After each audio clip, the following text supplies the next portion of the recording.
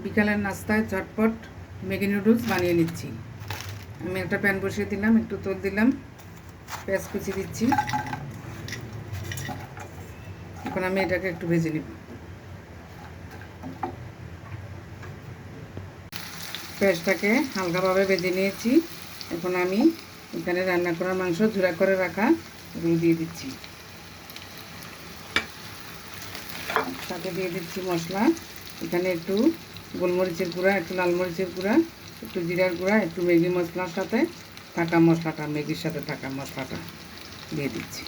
এখানে আমি লবণ ইউজ করবো না, কারণ মশলার মধ্যে লবণ থাকে। সাথে দিয়ে দিচ্ছি একটু সয়া সস। এখন আমি এটাকে একটু ভেজে নিচ্ছি।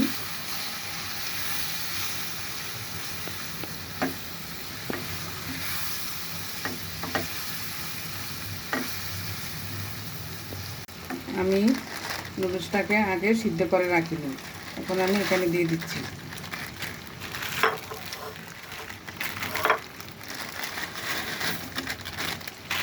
আর সাথে একটু পানি অ্যাড করে দিচ্ছি পরিমাণ মতো।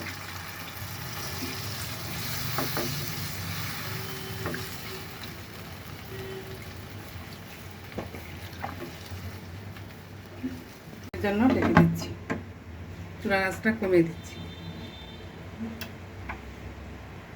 3 মিনিট পর ফিরে আসলাম। দেখুন কতটা সুন্দর হয়েছে, একদম সিদ্ধ হয়ে গিয়েছে, পানিটাও শুকিয়ে গিয়েছে।